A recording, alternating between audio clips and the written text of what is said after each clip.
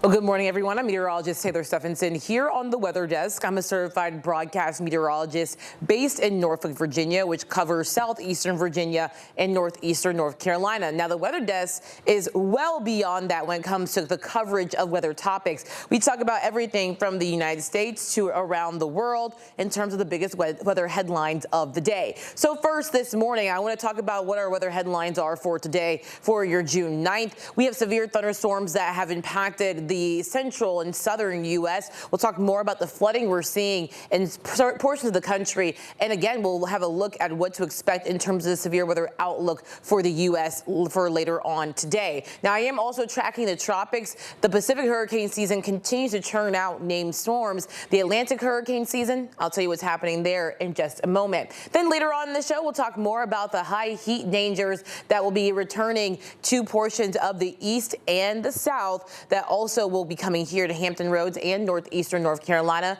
very soon. But first, this morning, parts of the U.S. are still dealing with severe weather. Now, this is a look at the flooding in Missouri. Floodwaters, buildings, and water-flooded buildings submerged cars and shut down roads in Seneca for hours. That's not far from the Oklahoma state line. About an hour and a half away in Springfield, a man had to be rescued from a park after flooding trapped him in a pavilion. He had to stand on picnic tables to avoid the rising water. The system also destroyed at least one home. Francis Watson reports from Douglas County.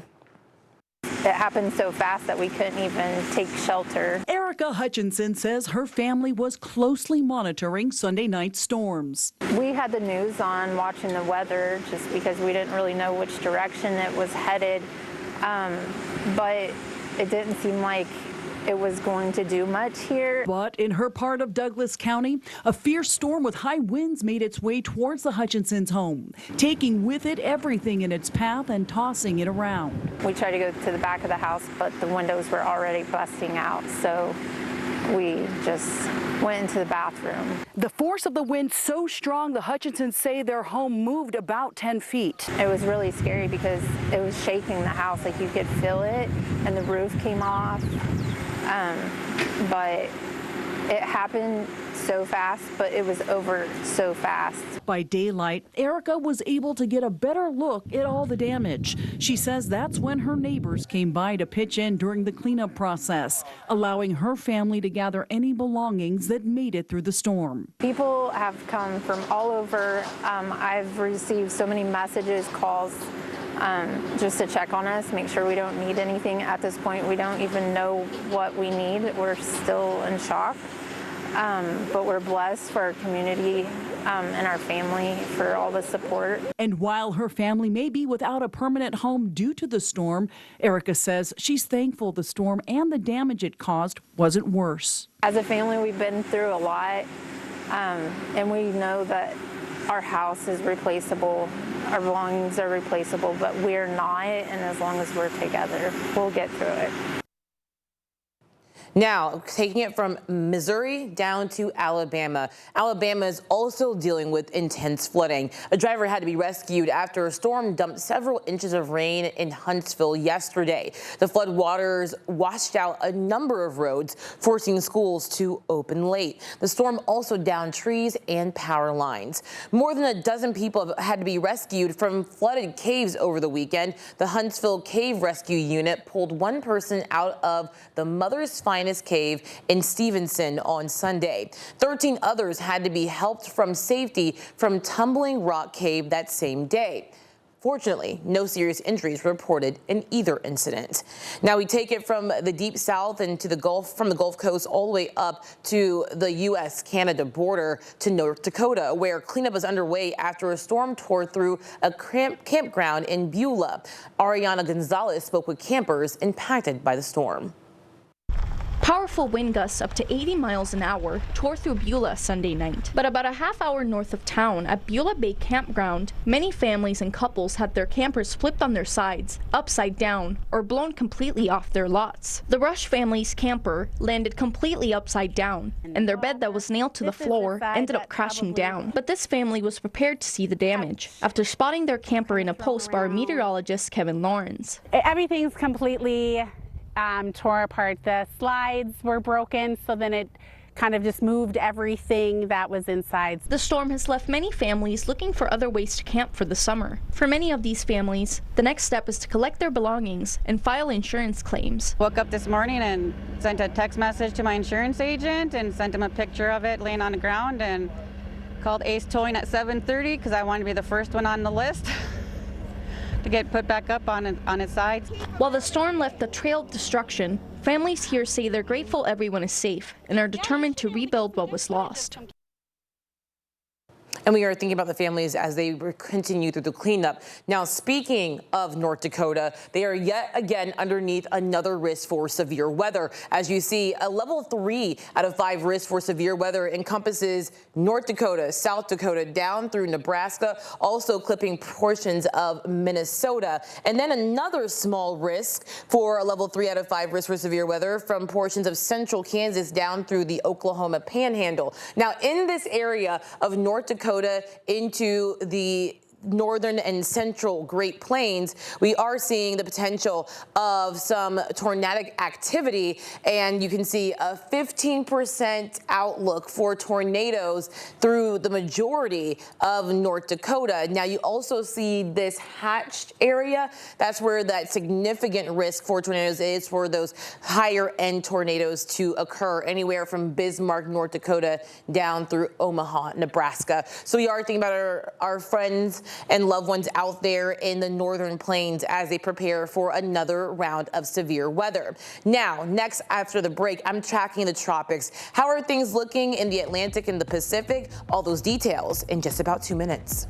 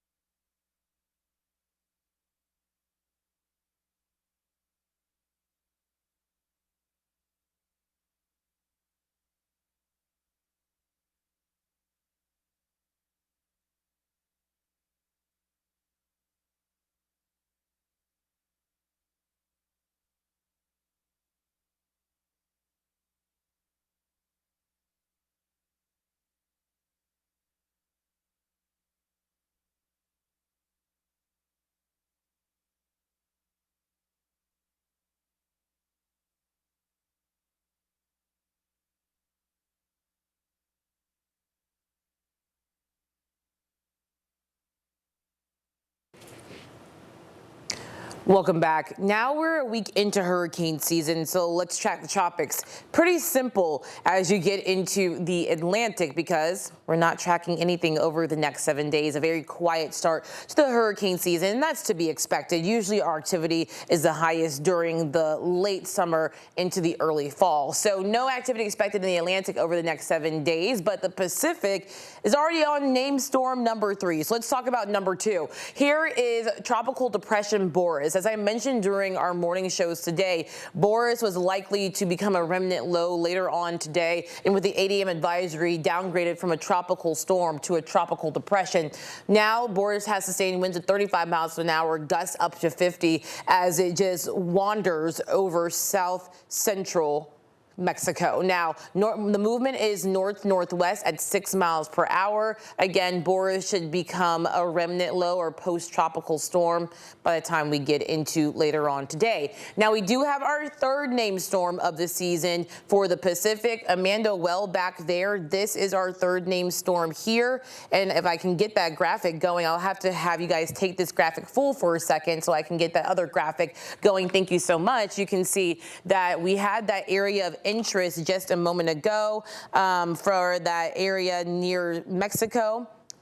And as we continue throughout portions of the Eastern Pacific, we will start to see some of these areas starting to produce some named storms. So here we go. Here's that named storm, Tropical Storm Christina. And now Christina is forecast to move over portions of El Salvador and portions of Honduras, and then bringing some gusty winds and some heavy rainfall. Now, Christina is forecast to become a remnant low as we get into early Thursday morning. Now, speaking of why our weather phenomenon plays into this whole tropic system, the dust from Africa impacts us each hurricane season. So Chief Meteorologist Tim Panday took the time to explain why Saharan dust could be a key component to a calmer time during storm season. Each year, as the Atlantic hurricane season begins, a powerful atmospheric feature makes its presence known: dust. Not just any dust, but a vast plume from the Sahara Desert, traveling thousands of miles across the Atlantic. This is the Saharan air layer, and it plays a surprising role in shaping weather and supporting ecosystems. Now, NOAA defines SAL, or Saharan air layer, as a hot, dry, dusty air mass that forms over the Sahara from late spring to early fall. Now, like clockwork, monsoonal storms over Africa's Sahel region lifts huge amounts of dust in the atmosphere. Strong upper-level winds then carry the dust westward across the Atlantic, forming a distinct layer. This dry air suppresses hurricane development by starving storms of moisture and tearing apart developing systems, often keeping the tropics quiet early in the season. Now, eventually, the dust transport fades or shifts, allowing storms to form more freely. But the SAL isn't just about storms. The dust is actually rich in iron and nutrients, fertilizing the Atlantic and fueling phytoplankton blooms, the base of the marine food chain. Some of it even reaches the Amazon, replenishing rainforest soil. It also contributes to stunning sunrises and sunsets. However, dense dust plumes can lower air quality across the Caribbean and southern U.S., and this tends to aggravate respiratory problems for those sensitive individuals and sensitive groups. Now, as we track the tropics this season, keep an ear out for Saharan dust. For 13 News Now, I'm Chief Meteorologist Tim Panday. And here's a look at that dust outlook. I do want to say thank y'all for bearing with me just before we went to Tim, because my graphics decided to freeze on me. But here we go. Here's a look at the Saharan dust outlook, and you can see all of that dust in Western Africa about to move over the Eastern Atlantic, and that's taking us through June 15th, 16th, 17th, 18th, and then on to Juneteenth. So making the Saharan dust travel all the way close to the Lesser Antilles Islands by the time we get into not this Friday, but next Friday. So I would expect for our tropics to remain fairly quiet over the coming 2 weeks. Now, coming up after the break, the FIFA World Cup kicks off this week, and those matches may be a struggle for both athletes and fans, the extreme heat they're facing. Plus, Good Samaritans help rescue a pit bull from inside of a hot car. The safety reminder from police ahead of the summer.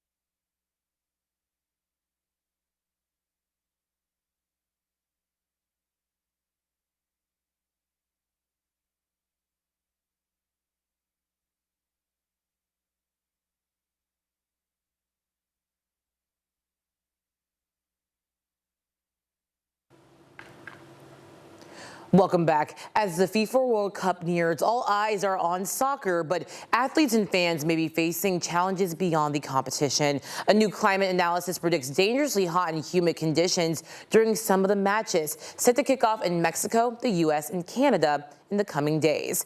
Maribel Gonzalez spoke with a group of athletes about the preparation it takes to safely compete in those hot conditions. The drills are heating up on the field for the players of the LA Force, and soon the temperatures will too as the team kicks off the season. A new analysis by the World Weather Attribution Organization predicts some FIFA World Cup games to be held in the southern and inland parts of the U.S. and Mexico could experience extreme heat and high humidity due to climate change. And while these players won't be in those matches, as athletes, they understand what it takes to stay safe in those conditions. I mean, the main message is staying hydrated, I would say. You have to at least hydrate 48 hours and consistently throughout the week just so you're in shape. Failing to do so can quickly put a strain on the body. When it's hot, I mean, dry mouth, exhaustion. A lot of it has to do with decision making as well, right? When you're tired, your decision making goes out the window. The team's coach, Dekel Kanan, is a veteran professional soccer player who knows prepping and competing safely doesn't start on game day. It's much more than those 90 minutes that people see on the TV. Ideally, a lot of rest, a lot of food, good nutrition, a lot of hydration, ice baths, saunas, a lot of massages, a lot of things behind the scenes that nobody sees. And for those cheering on the athletes, it gets pretty warm in the bleachers as well, so I would also say bring your own water, a hat if you need it. I'm Maribel Gonzalez reporting. Now, another thing to keep in mind this summer is that it doesn't take long for the inside of a car to really heat up. That's why authorities are reminding people to never leave a child or pets in the car behind, even if it's just for a few minutes. In Arizona, police officers rescued a 1-year-old pit bull who had been left inside of a parked car at a shopping center for 30 minutes. While the windows were cracked and there was a bowl of water left behind, the inside of the car measured at 132 degrees. Police were able to safely rescue the dog after Good Samaritans notified mall security. A lot of people don't necessarily have bad intentions. They think just even 5 minutes running in will be okay, but it's really not. It can take just minutes for those temperatures to become deadly. If they're panting really hard, their gums are kind of pulled back, they seem unsteady, they're probably overheated, they might be at risk for heat stroke. The owner of that dog has been charged with animal cruelty. If you see a dog or child left in the car, call 911 immediately. Now, it's not just people and pets. There's a few more things you should never leave in a hot car, including medicines, plastic bottles of water, aerosol cans, glasses, and sunscreen. Now, just a look at if temperatures are in the low 80s, in just 10 minutes, the car can get to almost 100 degrees. By 20 minutes, 109, 30 minutes, 114, and after an hour, it gets to around 123 degrees inside the car, just at temperatures of 80 degrees. And even at temperatures of 80 degrees, you can develop heat illnesses. Now, speaking of temperatures in the 80s, let's take a live look outside. Temperatures are on the rise later on today in Hampton Roads to the low 80s. I have your Tuesday forecast after the break.